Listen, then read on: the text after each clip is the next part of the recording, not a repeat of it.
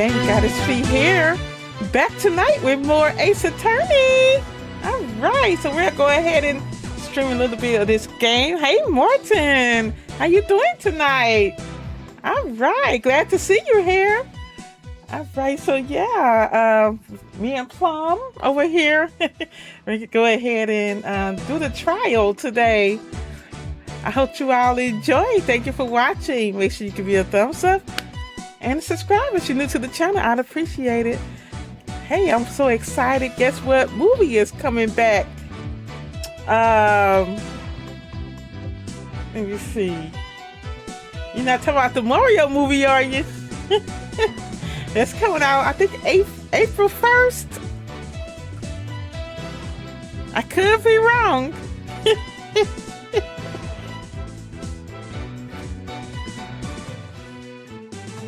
The Mummy with all original cast. Oh, really? Well, that should be interesting. Because that haven't been out in a while. All right, when is the release date? All right, we have Ace Attorney, Spirit of Justice, special episode, Turnabout, Time Traveler, Trial, Day 1. That should be good then. I like the Mummy.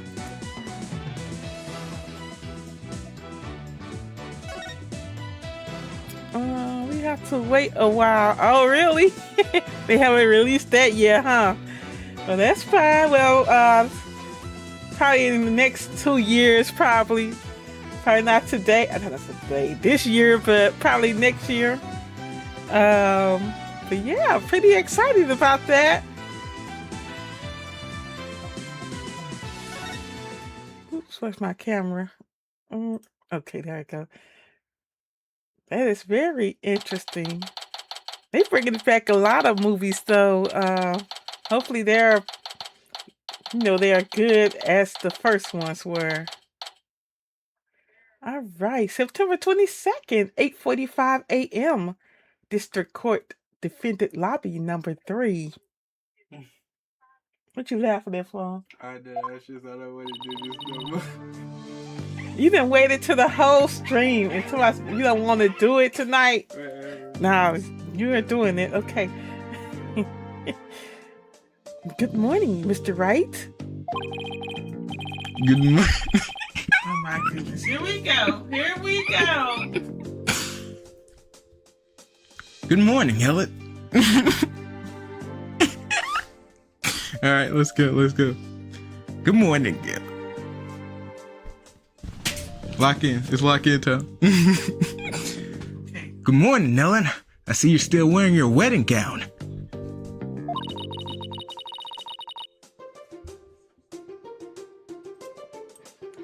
And I will continue to wear it until our marriage is saved. Oh, Soren!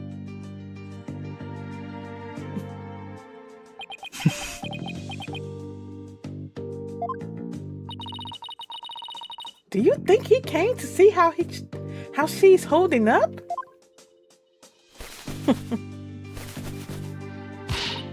Sorry, my love. You came all the way to the courthouse just to see me?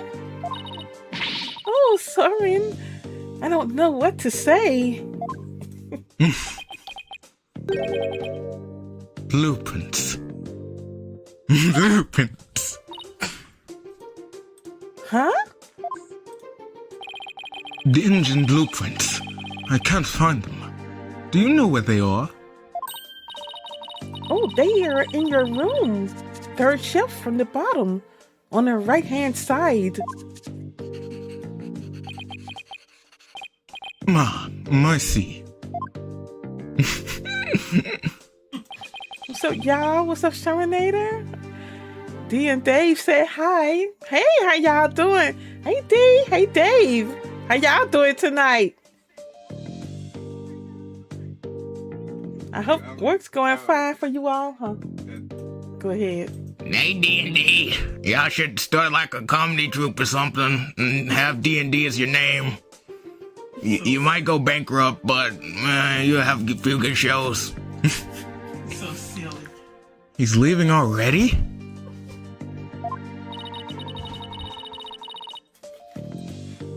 Don't tell me he came just to ask about some stupid blueprints. Is he really that cold of a person? Or is that just how he comes off? I wonder.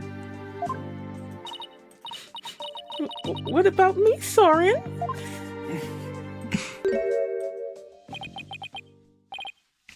Ellen. He's back.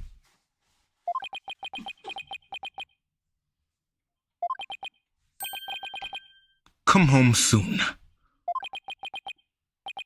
I'm lost without you. He said, go on, go ahead on. Go ahead on, Plum. Go hold out. Go ham on. Go ahead, on. Go hand on. Sorry! I hate you so much. Later.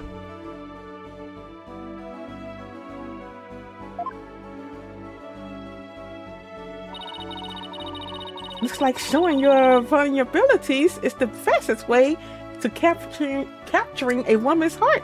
I said that word wrong, but anyway. You should take notes on this, Nick.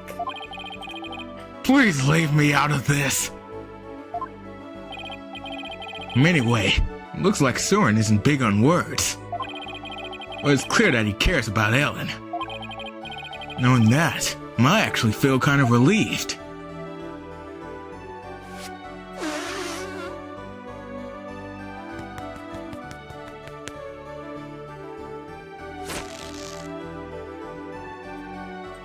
What's up, Dave? We all at lunch. Have a good lunch, Dave. I hope y'all eating something good. Mr. Wright? Mr. Wright! I just absolutely can't be found guilty. You hear? Don't worry. I'm gonna do everything I can to prove your innocence. Hopefully they don't go by too fast. My lunch be going by so fast. Thank you, Mr. Wright. The trial is about to start, sir. Get in here right now. If you don't, we'll beat you up. Police brutality. Edgeworth. The first thing you think about. Knowing him, he's not gonna yield an inch. So I've just gotta fight with everything I've got and save Ellen! Okie dokie. You got to save Ellen. Save Ellen! September 22nd, 9 o'clock a.m. District Court. Courtroom number 6.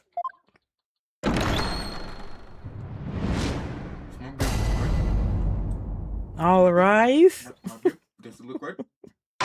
I couldn't adjust it. Court is now in session for the trial of Ellen Wyatt. The defense is ready, Your Honor. The prosecution has been ready for a while, Your Honor.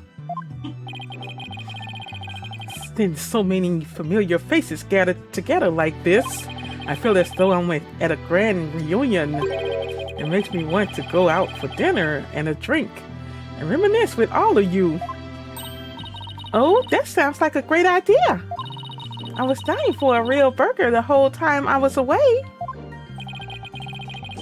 We can make it a welcome back party for Maya. How about it, Edgeworth? I have no intention of cooperating with my enemies. Now then, Your Honor, let us start this trial at once.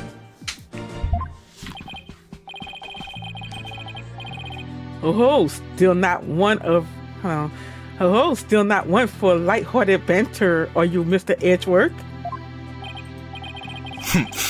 Jokes and good humor are beyond worthless in a court of law.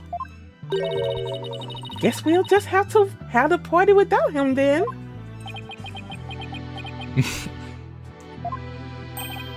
However, what's after the conclusion of this trial? I might consider joining you for your little welcome back party.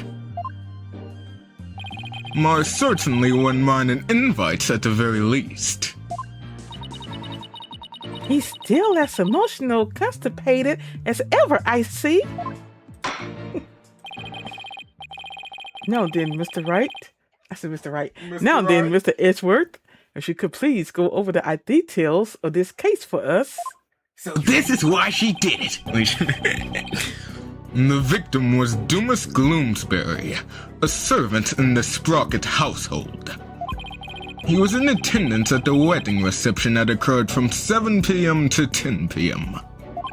Mr. Gloomsbury apparently felt some animosity towards Ellen Wyatt, and so, a bit after the reception ended at 10 p.m., he assaulted Miss Wyatt with the intent to kill her. The defendant fought back and ended up killing Mr. Gloomsbury. In other words, it was justified self-defense, correct? If that's the case, then the defendant might not be criminally responsible. He's right. Worst case scenario, I could go for self-defense to avoid the criminal charge. I wonder how Edgeworth plans to counter that, though. The prosecution's first witness will make my view on the matter clear, Your Honor. Very well, bailiff. Please bring in the first witness. The first witness? It's the ghost. I'm just kidding. Who is this? This, Emma.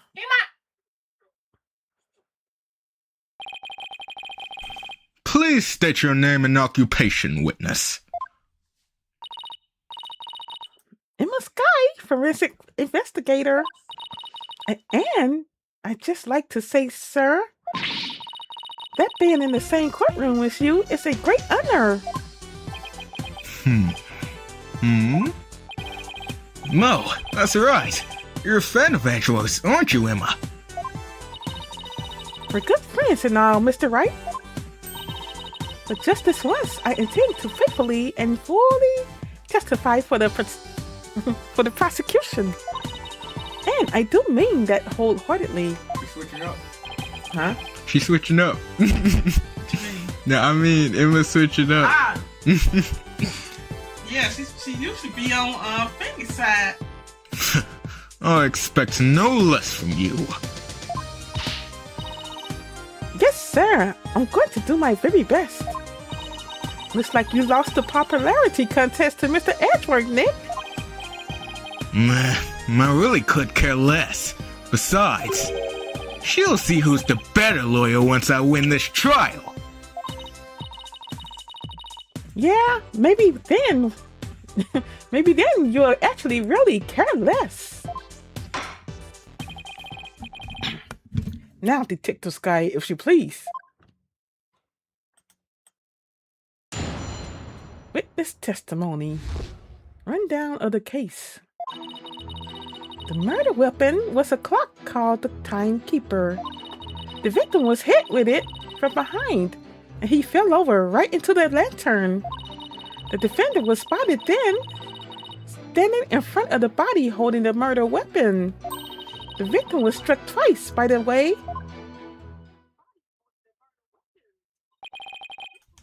He was struck twice? That's right.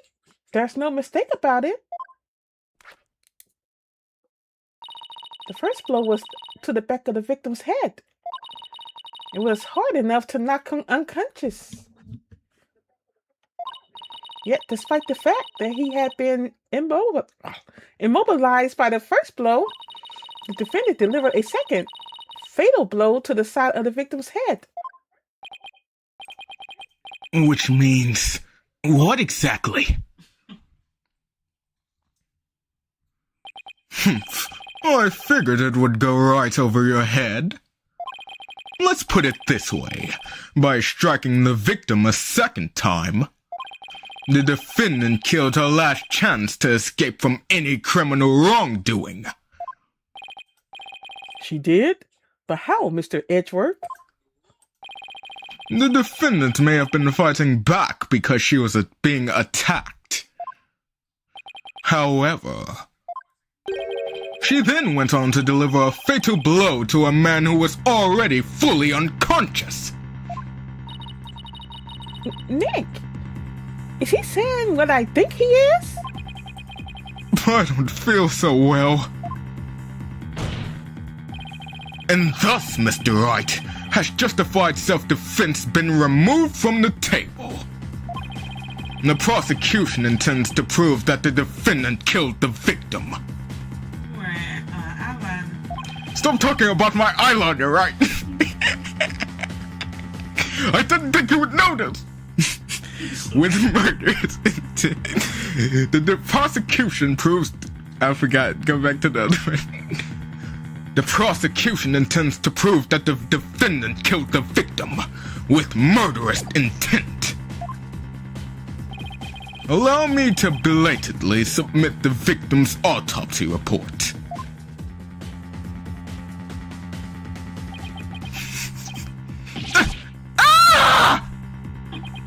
So that's why he was acting all smug. Well, more smug than usual. It's fine, right? It's not like we were going to plead self-defense anyway, right? Right. But now the judge has a negative impression of Ellen.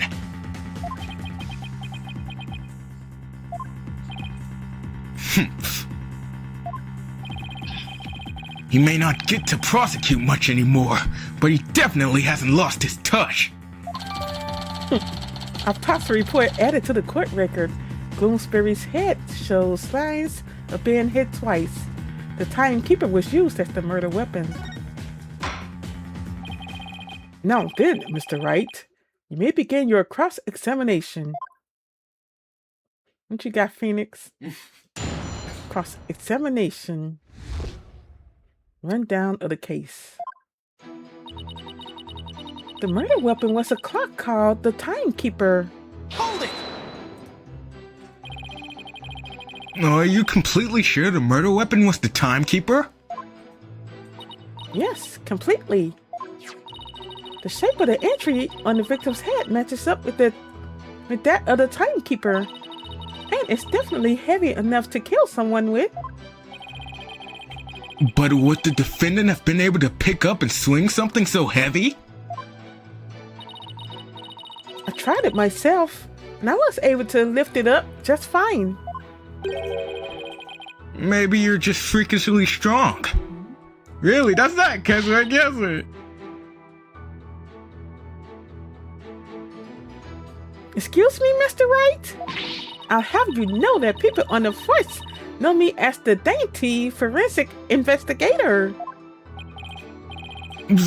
Sorry, but really, you're hardly a delicate flower. Mr. Wright, this is a court of law. Save your antics for after the trial if you know how. Yes, sir.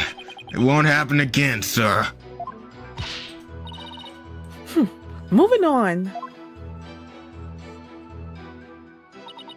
The victim was hit with it from behind, and he fell over right into the lantern. Hold it!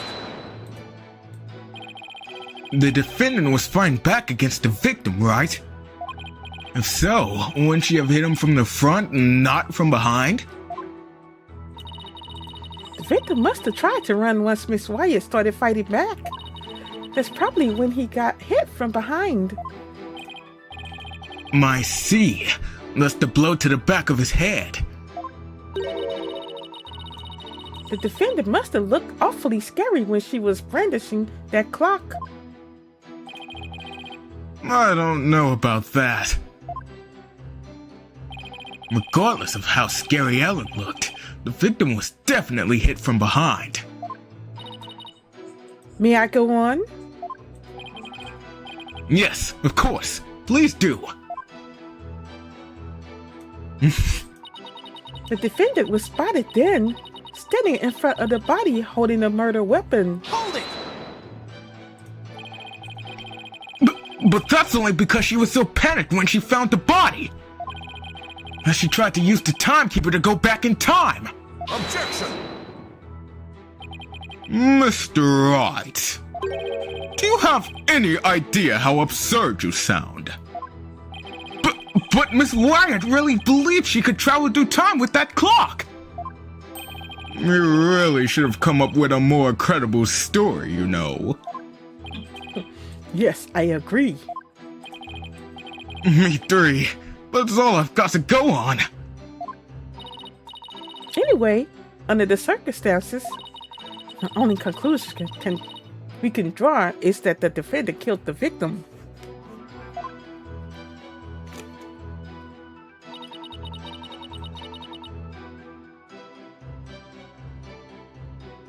The victim was struck twice, by the way. Hold it!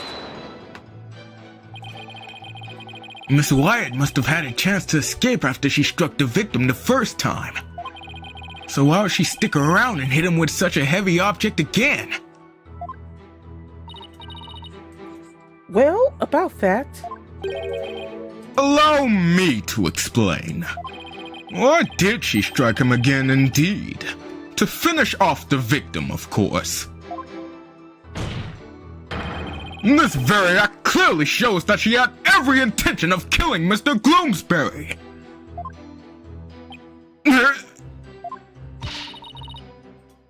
But Miss Wyatt would never do a thing like that. Then let's see some evidence that disproves my theory. Are you going to just stand there and take that from him, Nick? I can't refute his claim head on, so I have to approach it from a different angle. Well, looks like we won't be going anywhere until we can refute Edgeworth's claim. This is so exciting. We haven't taken on Mr. Edge. I said Edge. Edgeworth!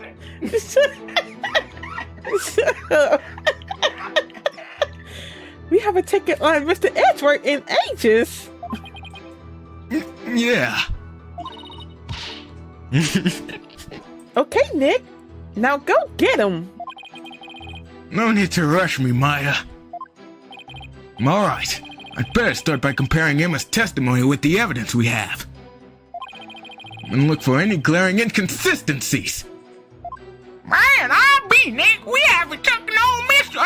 Edgeworth in ages. You shouldn't. Really? Okay, it's this statement right here, by the way. The victim was hit with it from behind and he fell over right into the lantern. Let me see. Alright. That photo? Yeah, go to the front of the body. If you was hit from behind, would you fall like that? Nope. Hey, Terminator. Dave said you will make a good voice actor for a cartoon. No, I would. He is a cartoon, Dave. He is a cartoon. Especially the early streams, bro. That was horrible. She be playing them early streams, and I can't even stand the room where she played the early ones because it's so bad. I'm gonna start replaying them early ones on the channel. What's the second? Oh. Oops, I can't. Objection! Detective Sky, I'm afraid I have to apologize in advance. For what? For embarrassing you in front of your idol. What do you mean? If you take a look at this photo of the crime scene, you'll see that the victim is lying on his back. But if the victim had been hit from behind, as you claim, then he should have fallen over into the lantern face down. It's not enough to simply take someone's side, Detective Sky, even if it is Mr. Edgeworth. Dave said you should look into that. Nope. Why not? I ain't doing it. I heard they also get paid like garbage, some of them. Really plum. They get paid though. Yeah. Really plum. There does appear to be a flaw in Detective Sky's testimony. I told him to, Dave. Mr. Wright, if you think I'm going to just back right down, then you're sadly mistaken. Emma's unusually fired up today. Don't forget, she's in front of her hero, Nick. If the Steel Samurai came to watch this trial, I want to do my absolute best too. Listen, Mr. Wright, it's entirely possible that the defendant moved the victim's body after he fell over. In that case, there wouldn't be any contradiction, right? Indeed. That was an excellent counter-argument, Detective. You can count on me, sir. So, what do you have to say to that, Mr. Wright? Is it possible that the victim's body was moved after he fell into the lantern? Nope. It's not.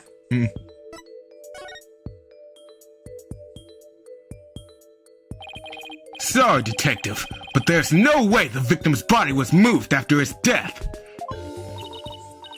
Oh, really? And what makes you say that? Anyway. That's not what the script said. One look at this here and it should become obvious. It's that like stuff that's on top of him, like the wood. This right here. No, it's like on his like Right here? chest. Yeah, that. Take that! Those broken bits of the lantern? Yes, if the body had been moved after the fact, these fragments would have fallen off of it. But as you can clearly see, they're lying perfectly undisturbed on top of the body. This means that the victim must have been lying face up from before the lantern even broke. You're right. But wait a minute. If that's true, then when was the victim killed? I mean, the lantern was still whole during the reception, right? Right, which means we've just overturned a major assumption about this case. If the victim was already dead before the lantern was even broken, then the body must have been inside the lantern since before the reception started. In other words, the defense asserts that the victim was killed before the wedding reception! What? I'm not screaming plum. Say, Mr. Right. In short, when Miss Wyatt was seen standing in front of the body after the reception, it wasn't the moment just after the murder was committed. It was the moment she happened to discover the body, just as Miss Wyatt claims. Ah! Objection! Whether the act was committed before or after the reception is entirely inconsequential. After all, it was the defendant who prepared the reception hall for the event in question. Therefore, when the murder occurred changes nothing with regard to her guilt. She could have killed the victim before the reception, as you claim, and then tried to hide his body in the lantern after the event ended. Objection! Sorry, but that doesn't make any sense. I mean, where would the body have been hidden during the reception in your scenario? That's... Even you have to admit, Mr. Edgeworth, that this has opened up a new possibility.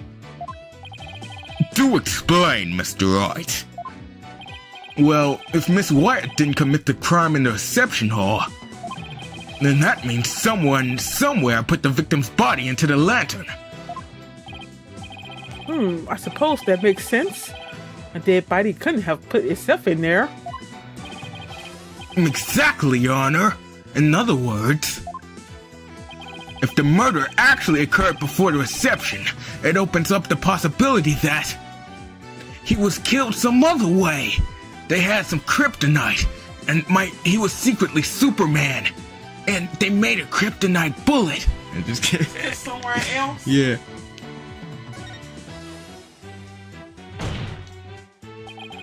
If the body was hidden inside the lantern, then it's possible that the body was moved along with it from somewhere else. Oh, you're right. You can run that mouth of yours all you want. You said, oh snap. But do you have any evidence to support what's coming out of it, Mr. Wright? Of course I do. I think the answer lies in that piece of evidence, and in something that was left at the crime scene that will point us to where the victim was really killed. Very well, Mr. Wright. In that case, what proves that the lantern and the body were moved from somewhere else? It's the photo again. It's Mr. Wright's favorite photo. Please look at this corpse. Take that! The photo of the victim again? The photo of the victim again? Yes. I'd like the court to focus on this thing right here. It's those flower petals. Take that! Flower petals, Mr. Wright?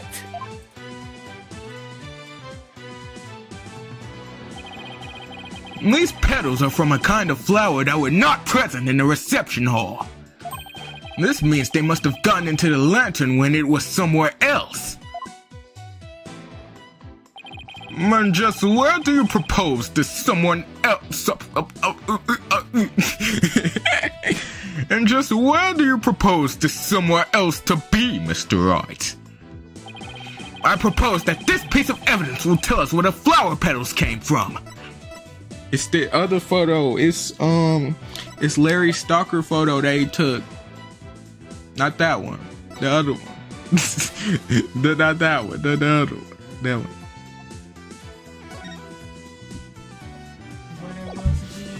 Take that! Please take a look at these flowers in this picture of the hold. Notice how their petals are of the same shape as the petals in the crime scene photo? Yes, I see. They do look to be from the same kind of flower. Objection!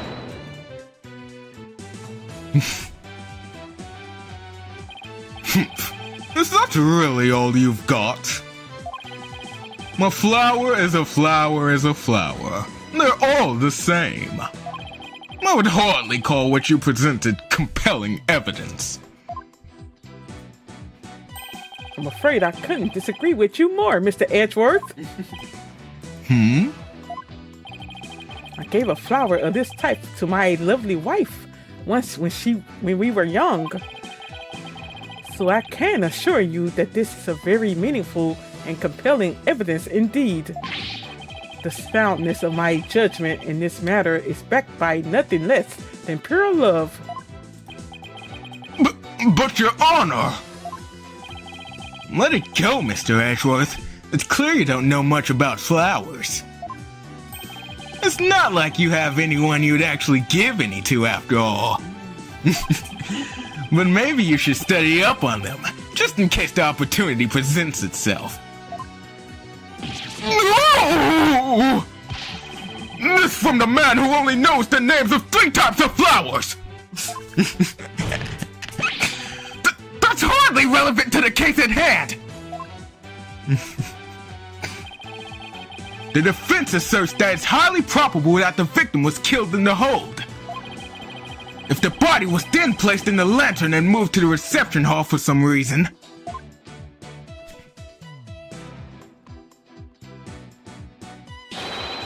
it would completely destroy the prosecution's case! Then you mean the body was... Yes, the victim's body was inside the lantern during the entire beautiful wedding reception, while the defendant and her betrothed were celebrating their love. What? Oh, that was all right one, Your Honor. Objection!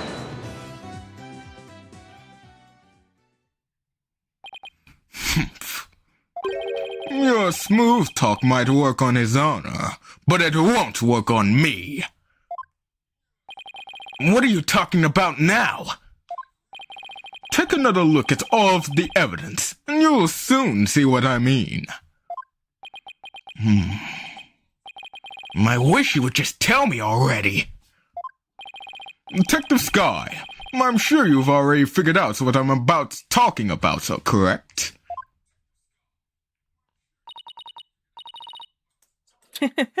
Of course, sir. Mr. Wright is the only one here who hasn't. Why don't you leave this to me, Mr. Edgeworth? Very well. Let's see what you can do. Detective Sky, please give your testimony to this court. Here we go again. Witness testimony. The prosecution's rebuttal. The victim could not have been killed before the reception. The autopsy report states that the estimated time of death was after the reception. And the estimated time of death is correct. There's no way it could be wrong. That's all she got to say. It's clear Mr. Bloomsbury was killed after the reception, and that completely contradicts your claim. I guess so. Tell me you took at least a cursory glance at the autopsy report, Mr. Wright. It appears you've grown rusty since our last outing. Might I suggest you go back and brush up on the basics? Sure. Well, I must say, you're as cocky as ever, Mr. Edgeworth. I beg your pardon?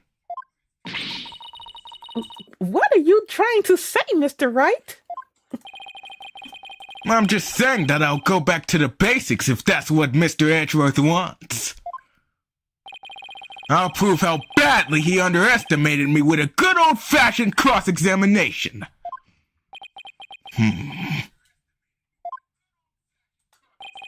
Very well. Let's see you put your money where your mouth is, Mr. Wright. I did this. Why they like cross-examination? The prosecution's rebuttal. That's you, Plum. He really cocky with his head ain't on the line.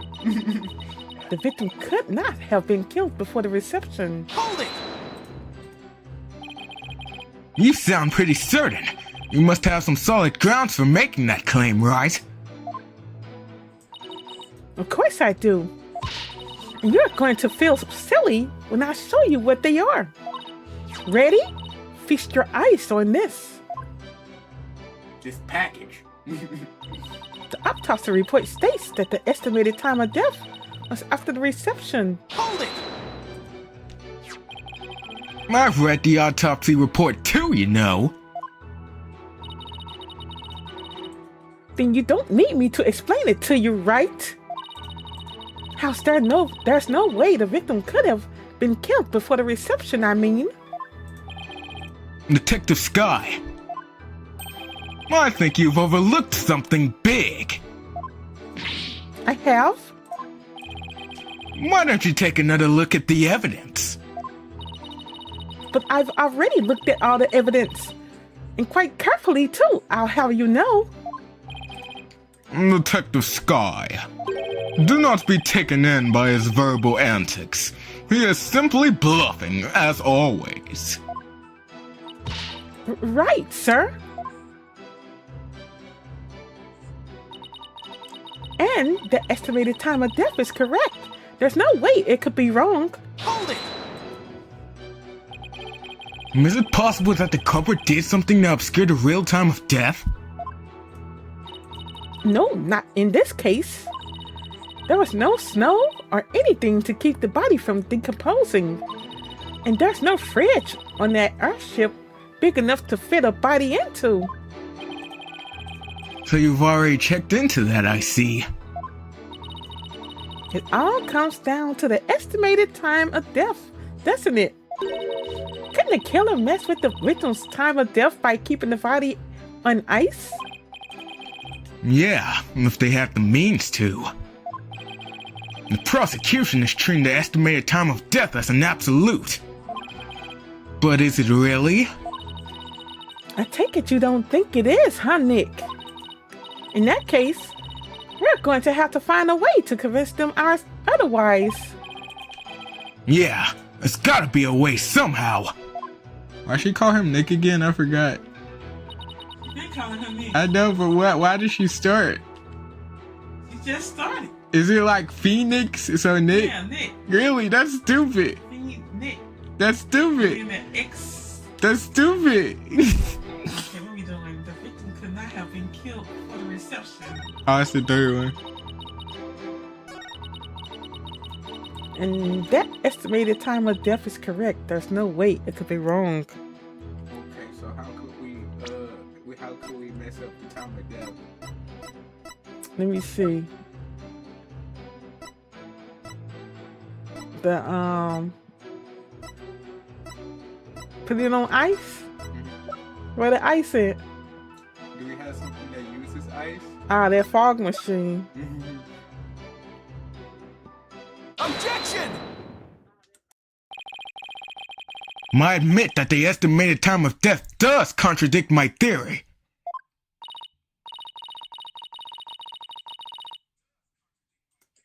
Have you all ever heard of Speed Racer? Oh yes, Speed Racer is a psychopath, but that's her nickname too. My my mom used to call me Trixie, his sister, because I drive fast, Dave. I saw a clip. A Speed Racer where he was fighting a dude in an airplane and he was with a girl and he was like, come on, let's go, because the airplane was finna blow up, and then he took all 3 parachutes. He didn't need to do it. He took 2. He gave one to himself, one to the girl, and took the other one and let the dude die in the blown up helicopter. There's a clip of Speed Racer where he was fighting a dude and like plane that was finna blow up. And then he was like, we gotta go. So he gave himself a parachute and the girl a parachute and took the one the dude could have used to jump out the plane so he could blow up with the plane. Okie dokie. Did I read that? Family, that means your theory that the victim was killed before the reception. It's still entirely plausible.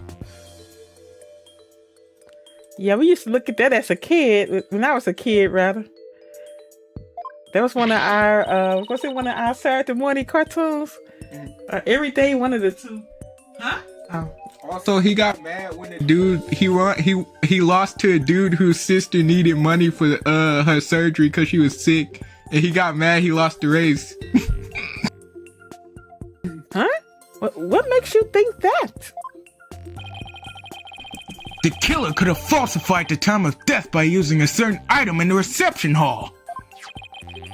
Please take a look at this.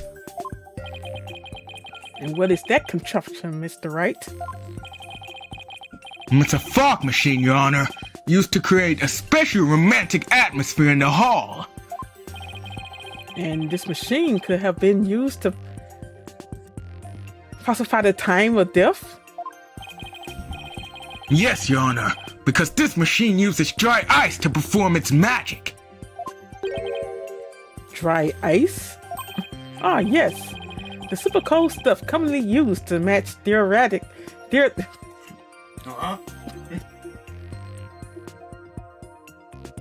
Theoretical fog, That's not right? how it said, Your Honor.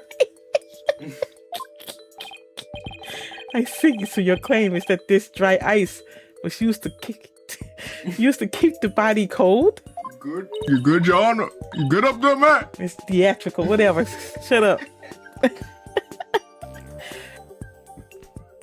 Oh, in that case, I guess the victim could have been killed before the reception.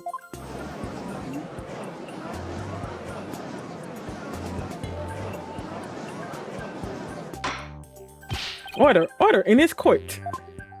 Well, Mr. Wright, what do you have to say about this development? I think that she did it. You said Mr. Wright, he said Mr. Edgeworth. Oh. Well, I keep on getting their names mixed up. I'm not used to having Edgeworth in the court. That's a shame. Well, Mr. Edgeworth, what do you have to say about this development? The victim was killed in the hold before the wedding reception.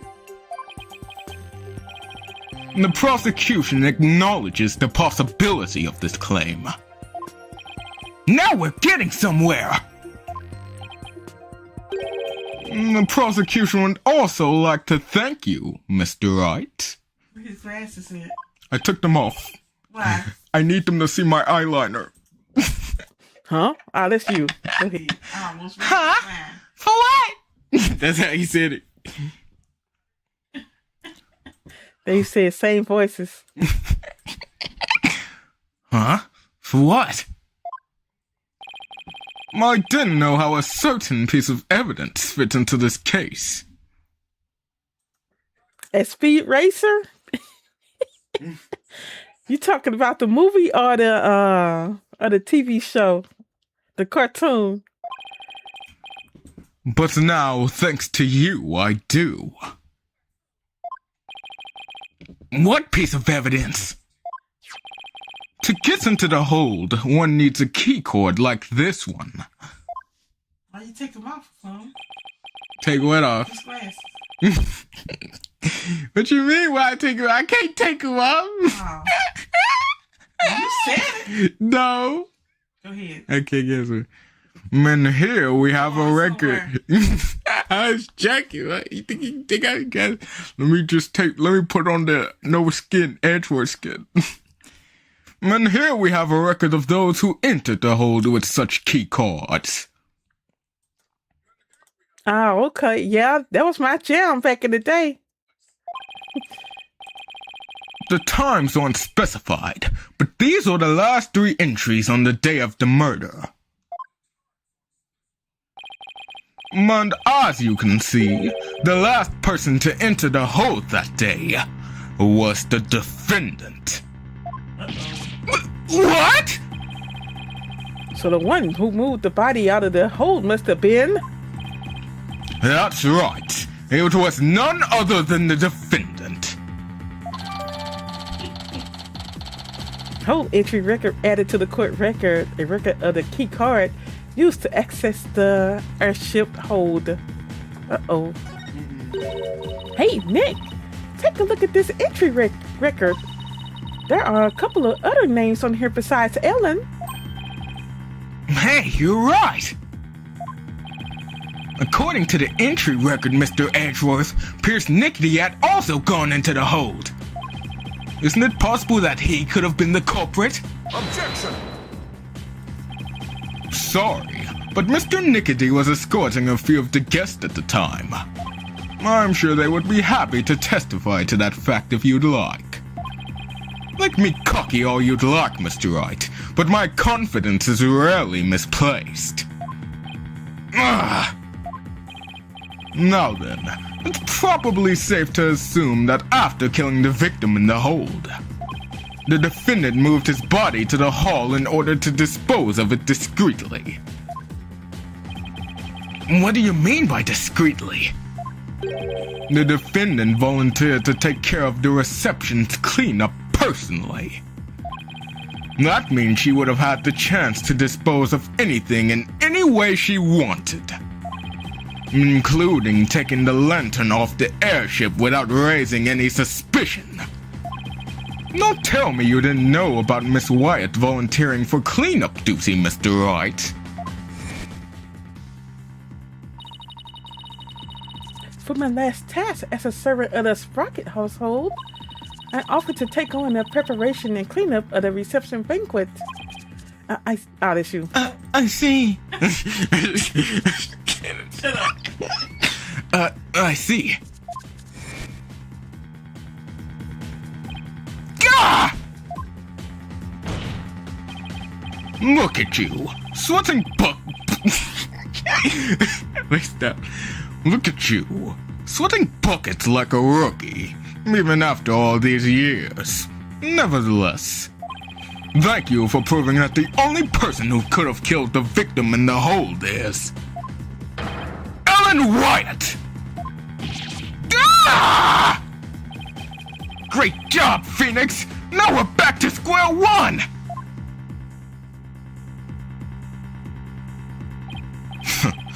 Perhaps you should ask Miss Sykes for some help in reviewing Defense for Dummies. Way to go, sir. You got Mr. Right in a cold sweat. I wonder if maybe the promise of seeing that miserable look on his face was what brought me back to court today. It suddenly made all of my stress and woes as chief prosecutor just melt away. I guess he had I guess he had a lot of stress built up. I'll give him something to stress over before I do today. Your Honor, the prosecution asks that you render your verdict at this time. Before that man over there tries to throw the courts into chaos with his meaningless bluffs. I see, Mr. Wright. Are there any last meaningful bluffs you'd like to present to the court? Why does he have to assume it'll be a bluff? Nick, hurry up and throw a good one out there. I will! That's the shit. Well, alright then. Let's see. I've got it! How do you know it was Miss Wyatt who used her keycord? After all, if it turns out that somebody else used her cord, it would mean Miss Wyatt didn't do it! Interesting. And are you able to prove this bluff to be true? I assure you I'm not bluffing, Your Honor. Well, now what? Wait a minute, Nick. I could think of a certain somebody who might have used Ellen's keycard. You can? Remember? The one who was sneaking around the hole in spite of not being a family member? Oh, that's right! Your Honor! The defense would like to call a certain witness to the stand! I need the testimony of this person who may have entered the hold with Miss Wyatt's card! Larry, you did it, did you? How could you after all these years? That's your witness? Are you saying that numbskull was on the airship? Mr. That.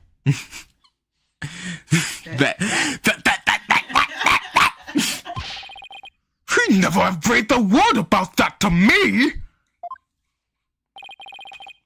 That's not surprising, because Mr. Nickety told him to keep quiet about it.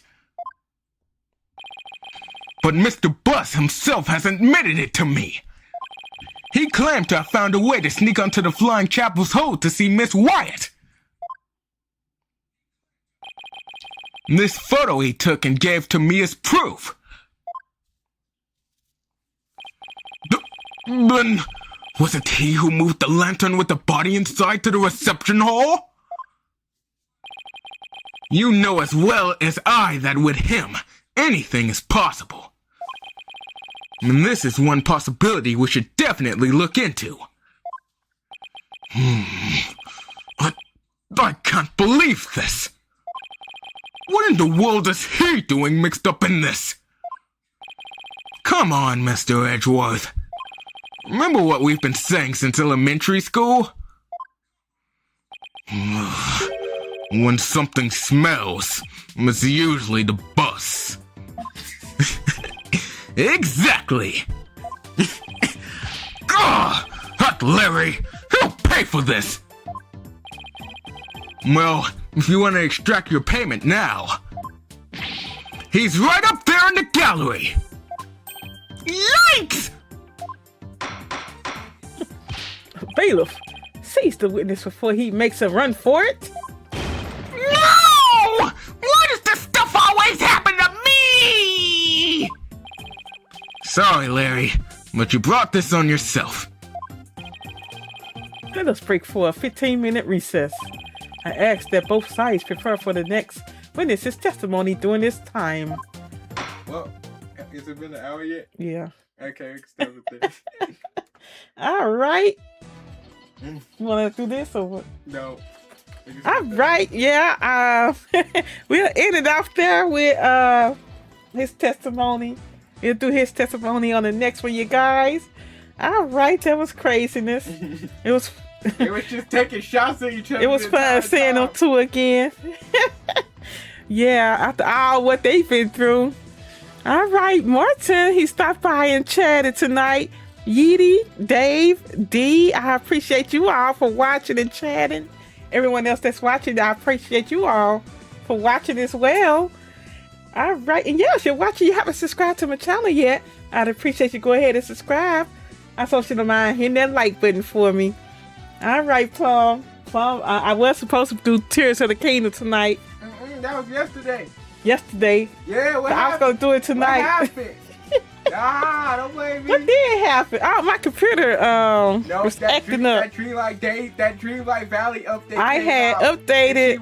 I got the computer. I got my Dreamlight Valley on my computer. Yeah. It updated yesterday, and it kind of threw my computer out of whack. So Nope, that ain't no excuse. She just anyway, like, I will talk to you all on the next one.